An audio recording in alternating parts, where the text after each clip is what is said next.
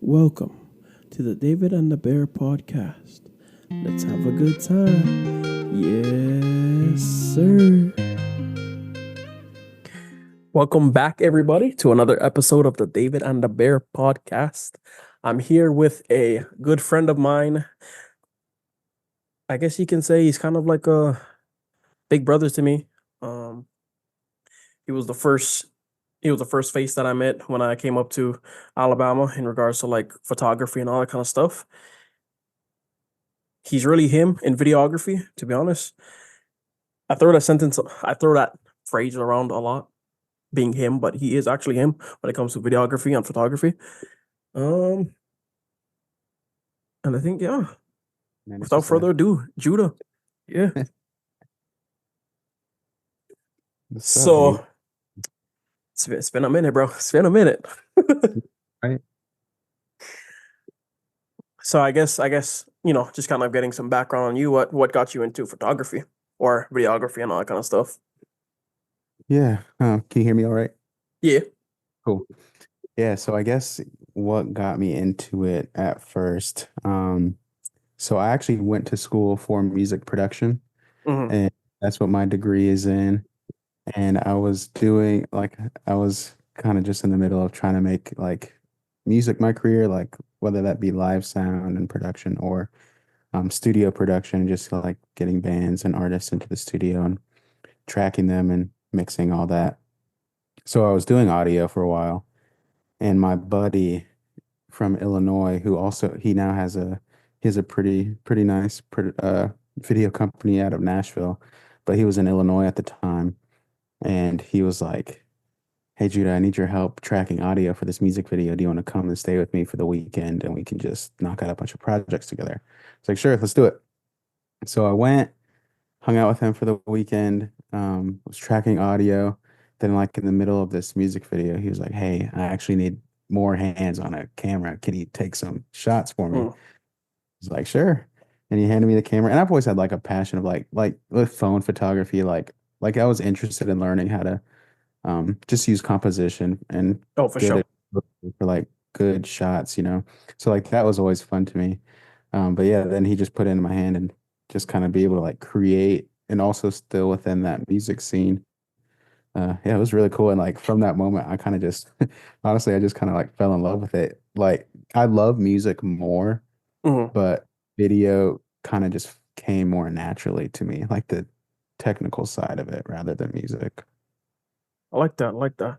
So I Yeah. guess I guess diving head first into the first question. What's one of your biggest challenges in life? Mm, yeah, you got questions, bro. These are big questions, but we're gonna do it. Biggest challenges in life. I would say for me, especially because of my personality, is just, I guess, like always wanting to be like good enough. Like in everything I do, like making sure that like and not even good enough, but like that I'm excelling in that. So like put a bunch of pressure on myself and just Mm. in any situation, any conversation, any interaction with somebody. Like, I mean, we'll have a conversation with somebody, me and my wife, and we'll walk away and I'm like, Elaine, did I say something like that I shouldn't? I like I just start overthinking and just like because I want like everything that I do to just like be great. And I put way too much pressure on myself that I don't need to. And it actually like the ironic thing is, I guess it kind of just like holds me back because it also makes me afraid to try certain things if I don't think Mm. I'll excel at it. Being afraid to take a risk out there. Yeah. So it was so funny that you bring that up because I forgot who I was talking to, but like this, I guess it's not a new revelation, but talking about like Peter when he was, when they were in the storm, after Jesus had risen and all kind of stuff, and they're out on the water, and if Peter didn't take that risk, then you know Mm, he wouldn't have been able to walk on water. And mm, I feel like when everybody asks like, oh yeah, what's the biblical example of taking a risk? That's the biggest one, to be honest, because he honestly could have drowned first step into the water. But So, That's cool. so I guess Yeah. the going to the next question, Mhm. because we already talked about your passion. Yeah. What do you think is your biggest failure in life? Hmm. Biggest failure.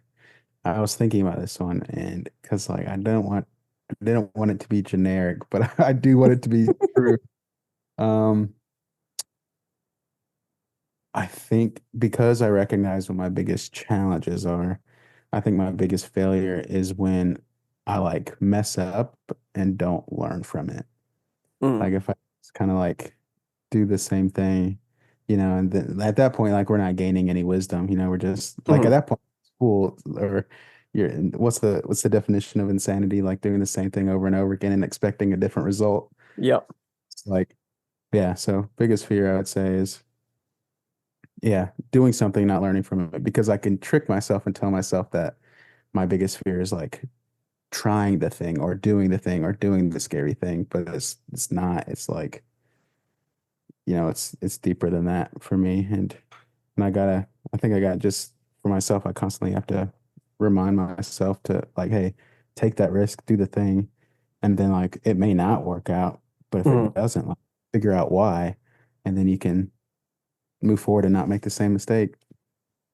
So I guess digging a little deeper into that, the in your line of business, photography and all that kind of stuff. Mhm.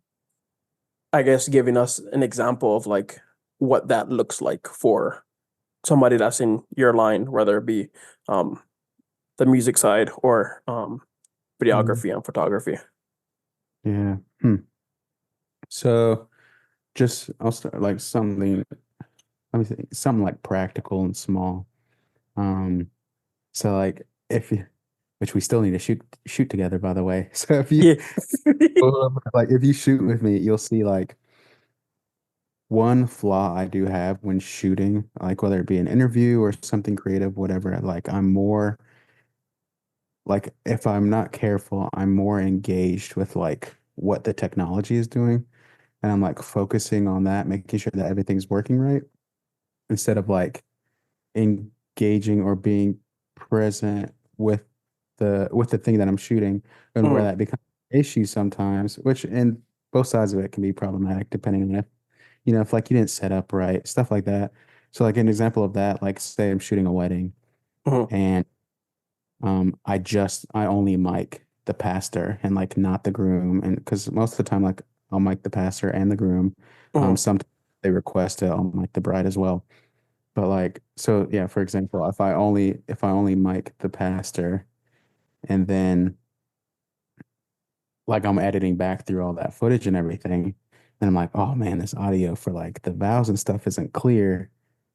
Like, I don't know if like it's just the gear's fault. I didn't gain it up well enough. I didn't take into account to where they were standing, or I could like, and I could just like, be in the dumps about it, try my best to make it work and just move on. But like where I learned from that is, okay, now next time let me try putting a mic on the groom. Let me test the audio, see how that sounds. Let me test the pastor's audio. Let me push this up, put a limiter on it. So like he can talk.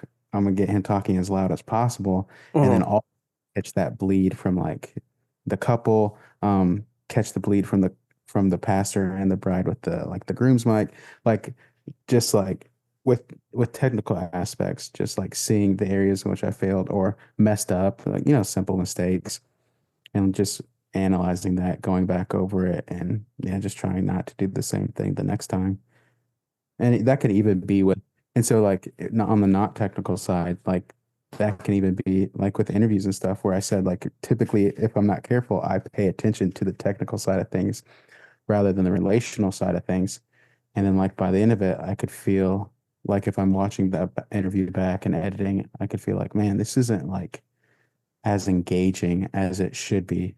And then if I start assessing that, it's like, oh, it's because I didn't give them anything to work with. Like I'm just a man standing behind a camera asking somebody who's not comfortable in that position anyway to like start talking, where I can instead, like moving forward, I assess that, I realized that and like put myself in their shoes. Like, okay, maybe they need a person to talk to. Maybe I need to stop focusing so much on the gear during this part and focus on them, relate to them, and get a better outcome. We love that. We love that. Switching gears here a little bit. What gives your life meaning? What gives my life meaning? Hmm. I would say for sure loving God and honoring Him in what I do. I am not definitely not perfect in that regard. Hmm. Uh, mess up every single day, but I have found and I find quickly that like I can chase the money, I can chase gear, I can chase like the client, I can chase the clothes, the car, whatever. And like as soon as something goes wrong or not the way that I want, like I always end up in the same place and start kicking myself or pouting or whatever. Whereas like I could just not have any of those things, but like know that my purpose is fulfilled in like what God has called me to do. And that is like loving my wife, being a good husband, being a good brother to my siblings, being a good son to my parents, being a good friend to my friends. And like, especially, like as business picks up, like that's such a hard thing. And like, depending on who you talk to, they'll they'll just feed you this like, hey, it's a grind. It's supposed to be grind. Like just grind it out. You'll get through it. It'll pay off. When like me and Elaine actually really struggle with that because we're like, yeah, but like it is a grind and we get that. But also like we're just missing like so many people Hmm. and missing so much like in between if like that is our focus. So yeah, kind of just like what gives me meaning is definitely, I mean, it is my identity is in Christ. And so just yeah, kind of like yielding to the spirit and making sure that like what I do is not compromising my values. And like I'm just honestly, man, I'm just blessed that like God's given us the skills that He's given us and giving us the opportunity to use that to make money. Like it's so Oh, for crazy. Like sure. that like we get to do this for a living. It's really cool. And yeah, Like I always said, I'm just trying to be like yo. Just trying to be hey, like yo. for sure. So I guess since you kind of tapped into, your siblings, your wife and all kind of stuff, who Mhm. inspires you the most? Whew, out of them. I mean like anybody who where Really? when you wake up in the morning, it's like or outside of okay, let me word this properly so I don't sound like I'm, putting anybody on a pedestal, trying to be an idol or anything like that. Mhm. Outside of, God, Okay. who inspires you the most? Like as in like this, I look up to this person because A, B, C, and D. And then the follow-up question to that, so keeping this in mind is what qualities do they possess that inspire you? Yeah, man, that is hard. Um, Man, it really like it changes because like so like my parents inspire me when it comes to like being a godly husband and like being in a godly relationship. Like my parents inspire me when it comes down to um like treating others with kindness and respect and like going the extra mile and making sure they feel loved. Like my wife inspires me when it comes down to work ethic, like the job needing done and like making sure that I give my best every single time. Like my brothers inspire me. And then like creatively, I mean, there's so many people. There's like Danny Gevirtz, Eric Floberg, um, Peter McKinnon, Matty Apoye, like all these creatives who like they inspire me in that regard. But I kind of like, man, I'm really like honestly, I'm just all over the place with my inspiration. A lot of times I just kind of like I know what I'm lacking that day. I'm like, I need Mhm. inspiration in this area. And then I just kind of like seek those things. And yeah, so for me, it depends on the situation. But as far as those, like those things were the most important. And yeah, those are the people. I guess to better word my question in life, like take away like your job, your media aspect, and like just if it was just Judah Walker and the only thing you had was your name, who would inspire Judah? Mhm. Hmm. Man.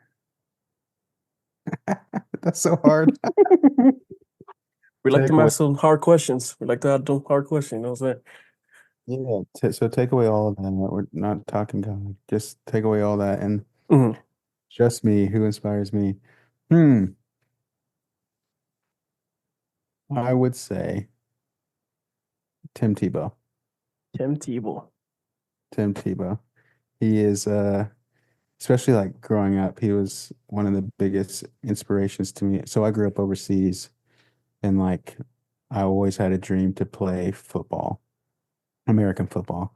And so like it wasn't there where I was in Africa. That wasn't a sport there. But I would like watch games in the middle of the night whenever they come on. I would go out into the yard after school and like run routes or do like drills with my brother. And I would read Tim Tebow's books and just the way his like it always blew my mind how like competitive he is and like how much he cares about like being great and doing great. But kind of to like one of my previous points, like, but he didn't let that compromise who he was and his Mhm. values. And he kind of let, he let God define him, but he had his own desires, and like, and I just think it's cool to see people like that who are able to like live the dreams that we're dreaming about, but also do it in like a respectable way. So yeah, Tim Tebow. I like that. I like that. I thought he was gonna give me like a stereotypical answer, John 3:16 or whatever. Oh no, no, sir. So I guess, you know, growing up in, Africa and all that kind of stuff, Mhm. was there anything like, Africa is a different country than or different my bad country. I'm not dumb, guys. Africa is a different continent than where America is and all that kind of stuff. And was there any like you feel um difference that like affected you in a bad or a good way um compared to how you're living now? Yeah, for sure. I'd say the biggest is so like one, my parents have always been in ministry. So like when your parents are pastors or missionaries, like you already have that label as PK, pastor's kid, or Mhm. MK, ministry kid. And like with that comes a whole bunch of stigma of like either one, like there's a lot of pressure on you to be perfect because that's who your parents are, or two, everybody knows that pastor kids feel that pressure. So there's expectation that you're like terrible and rebellious and have no respect for anybody. So like walking that line, but then like in being in Africa, because we'd also come back to the States to like raise support throughout the years that Mhm. we were there. So it was like I guess the hardest part about that and like just feeling different was like so in Africa like I was the American, but in America I was the African. So like and I'm biracial. So like I don't like really fit in anywhere anyway. Like even now. Um so I think you just saw me. Yeah, I recently got my hair cut. My hair was super long. Mhm. Recently got my hair cut. So like when I wake up in the morning, first thing I do is shower and get ready for the day. I look like super Hispanic with my hair super wavy and slicked back. But then as the day goes on, like my hair dries up, the curls become tighter and it kind of like poofs out. And it's like by the end of the day, there's no doubt that I'm biracial. Like, I mean, literally right now, as we're doing this, like I have an afro right now. So like it changes. And like I know because of that, like just, my genes as a mixed guy, like I'm just different and racially don't really fit in places. Culturally, growing up, I didn't fit in places. So it was those did come with challenges and yeah, definitely felt different than it does now. Whereas now I've lived in Huntsville, Alabama for the last 10.5 years. So like there's like some roots at this point and like Huntsville's just growing. So like at this Mhm. point, people would call me a native Huntsvillian, if you will, That's fair. because I've That's been. fair. So what do you think is the most important lesson you've learned in life so far? Hmm. Most important lesson. Sorry if you hear anything. It's my dog walking No, around. you're good. You're good. From, Um, I mean, like, just, I guess, kind of giving people like a rundown, coming from, being a missionary's kid and all that kind of stuff to, um, mm, yeah. being a Uh, full-time videographer, photographer, having their own studio now, yeah. married, you know what I'm saying? All the big accomplishments and some of the lows along the way. What do you think stuck out to you as an important lesson?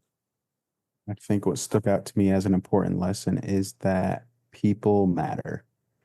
And um, yeah, Meanie Lane, like, so on the work side of things, like when we like, it's tempting, like as a business owner, as a videographer, photographer, like you're always wanting to meet the next client, and Hmm. like it's like pressure to persuade them to hire you or whatever.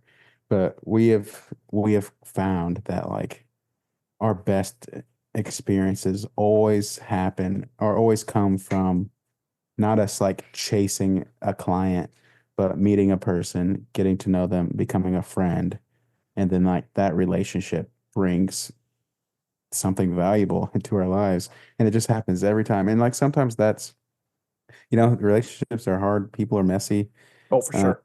so like sometimes it takes stuff, but it always gives. And so yeah, I would definitely say that lesson I've learned is that people matter. Um, everybody matters. And like no matter how busy, no matter the situation, no matter your title, your role, like you're not above anybody. Everybody's equal. And yeah, just it goes wonders. Just, just a smile, just a hello, and an I love you for sure. Because we all need it. So going back to you growing up in Africa and all that kind of stuff, if you could tell young Judah Mhm. one thing, what would it be? Yeah, this is a good one. It would be don't try so hard. Mm, Everybody at all times is trying to figure it out.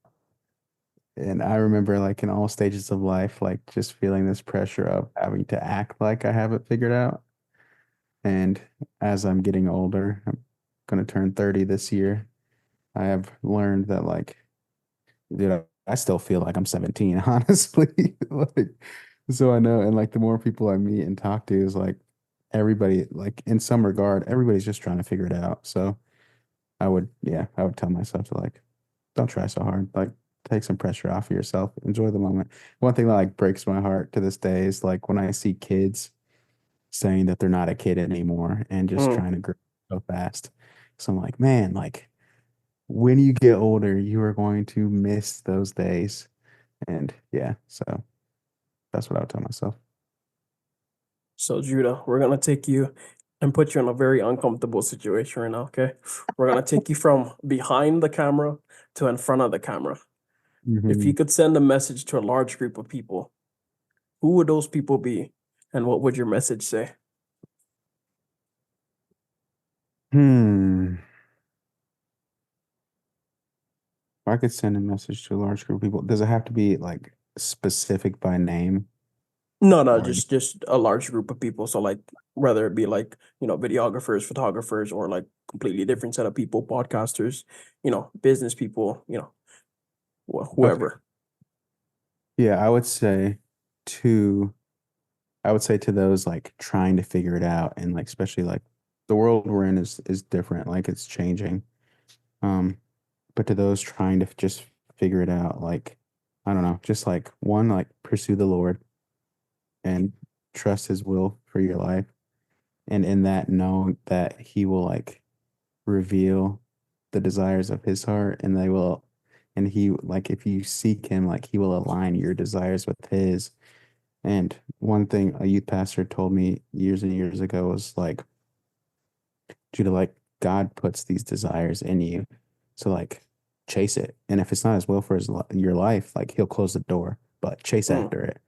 So that's why I say like chase after it, like seek him first, but chase after those desires, chase after those dreams because I firmly believe anybody can do like whatever they want to do. You just got to be willing to do it. Y'all heard it here first. Y'all heard it here first. You know what I'm saying? So I've got three more questions before I open the floor up to you. This one's going this one's going to hit a little harder than the first one. So buckle up for this one. Think back to a time that you felt transformed. How did you change and why? So, a time that felt transformed was 2016. I think it was in June. Um, I went on a mission trip to the Philippines, and I went with a group from our Shout out to church. my Filipinos out there. That's right. Um, and I was in a band at the time, and so the whole band went on this mission trip. And we were there for like, I think we were there for like almost 2 weeks.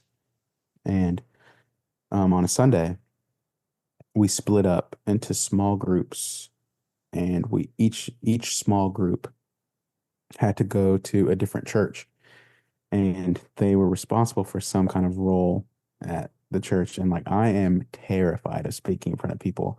I'm super introverted. I just like, I cannot stand like being up on a stage or something and speaking in front of people. It scares me half to death. But so as like being there with my band, we're like, oh, easy, like just sign us up, like Mhm. us a group, like put us together. We'll go lead worship at a church anywhere. And it's like that's what we were comfortable with. So they put the band together. We went to this church on it's called, I think it was called Bird Island. And we were expecting just this like beautiful, vibrant, colorful island with a bunch of birds flying around, and we did not see any colorful birds.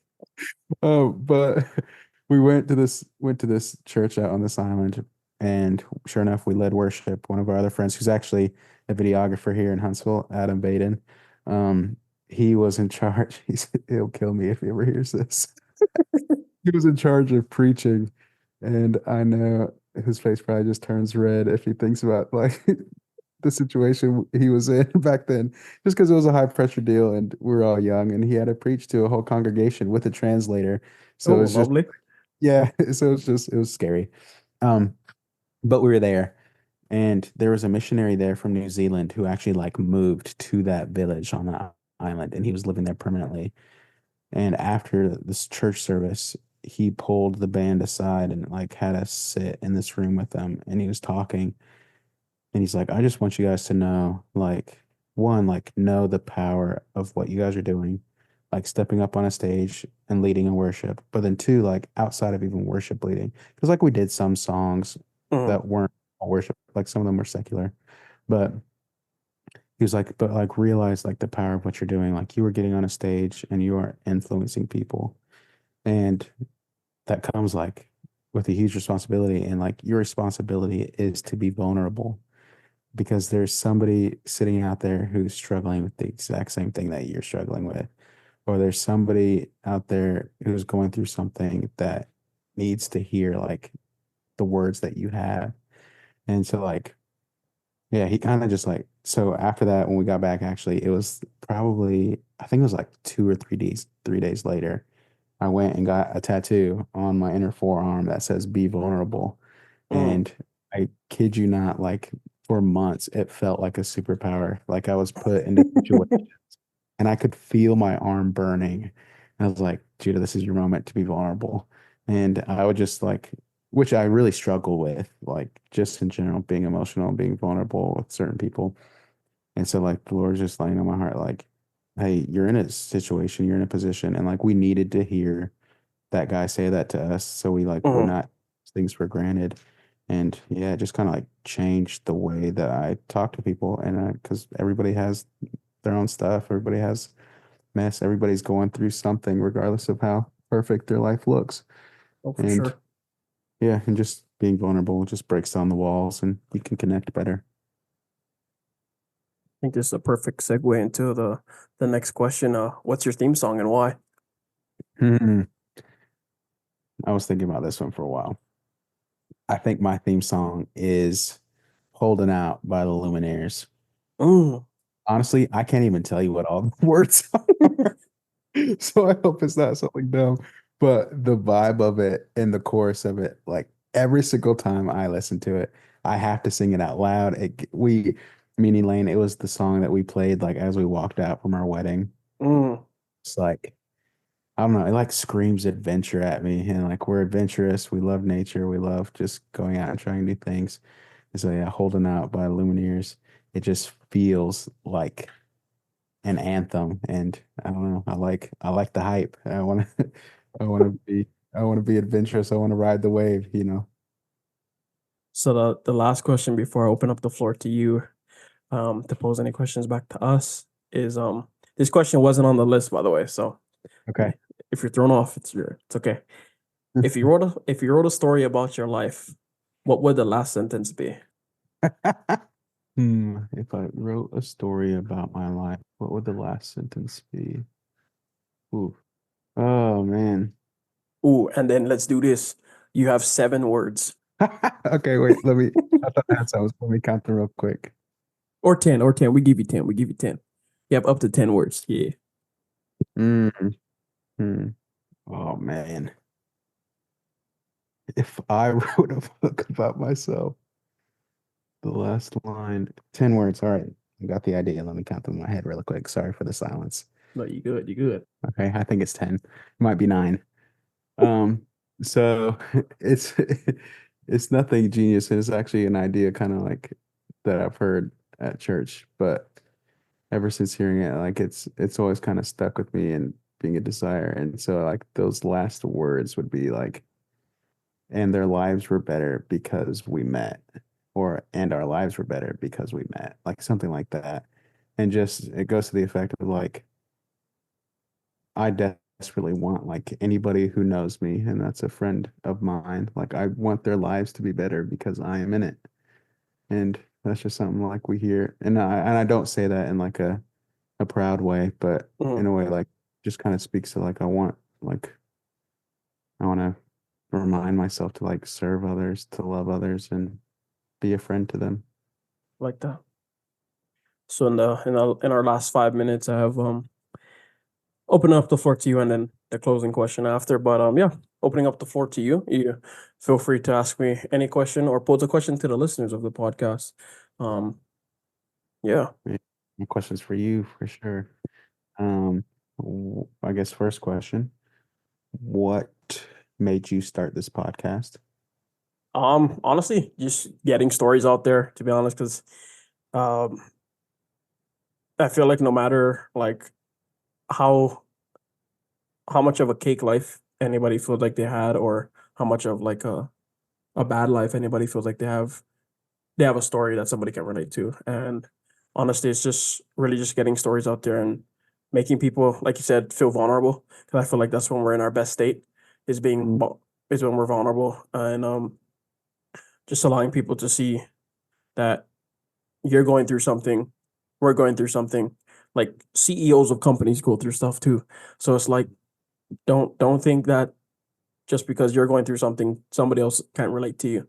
So and mm, just allowing people to see like examples of, oh yeah, I think that's where I want to go. And even some people see examples of, oh yeah, maybe that's not a route that I want to take, but at least people know, you know what I'm saying?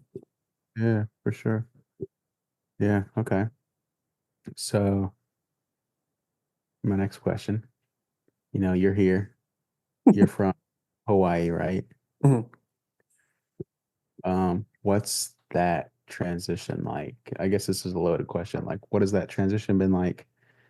Do you miss your home? And then what are the emotions that come with that? Oh, for sure. I will always miss home. Home will always be there for me. Um, it was honestly, I don't think it was hard because I grew up there all my life. I was ready to head out, Mm, and see the world from a different lens and all that kind of stuff. But I feel like personally, I just miss the food, bro. Literally, all I right, just miss the food, really. let's Uh, get. I'm a foodie, so about that. What are the foods that you miss? oh, for sure. The raw fish.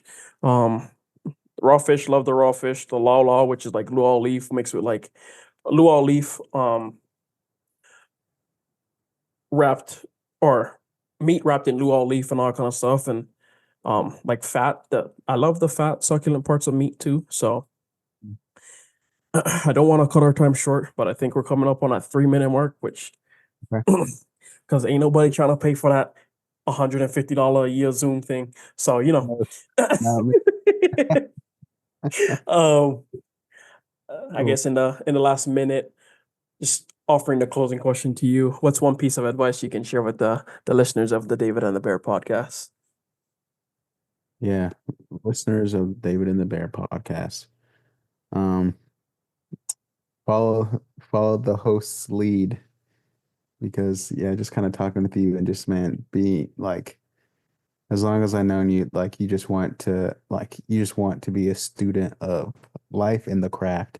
Like you got a Mhm. passion, you're going after it, and like you want to surround yourself with people that are doing it. You want to become better, you want to learn it, and like that is just I think it's just the most important thing is humbling yourself and learning that you have something to learn. Everybody has something to learn. Um, and yeah, just listen to the host because my man Devon's doing it right here. I'm out here trying, bro. I'm out here trying. But anyway, thank you, Judah, for hopping on the call tonight. We appreciate it. If y'all are in the Huntsville area and y'all need a photographer, Judah's here. Judah and his wife Elaine. They both do. If I stand corrected on this, Elaine does the photography side, you do the videography side. So they're tag teaming partner in that creative business and all that kind of stuff. They do have a studio that they're setting up and all that kind of stuff too. Um, so if y'all need studio shots, I don't have a studio, so don't ask me for that. But anyway, yeah, they have a studio and all that kind of stuff. I believe their Instagram is Barb and Glass question mark. Barden Glass, yep. Barding. BARDNDGLASS. Yeah, so Barding Glass, y'all can find them on Instagram. Yeah, so once again, thank you, Judah, for hopping on this call. We appreciate it. And if y'all are sitting next to somebody while y'all listen to this podcast, be sure to tell them that you love them. Yeah. And we'll catch you on the next one. Thank you for listening to the David and the Bear podcast. Thank you for listening to the David and the Bear podcast, where every story ends in victory. Yes, sir.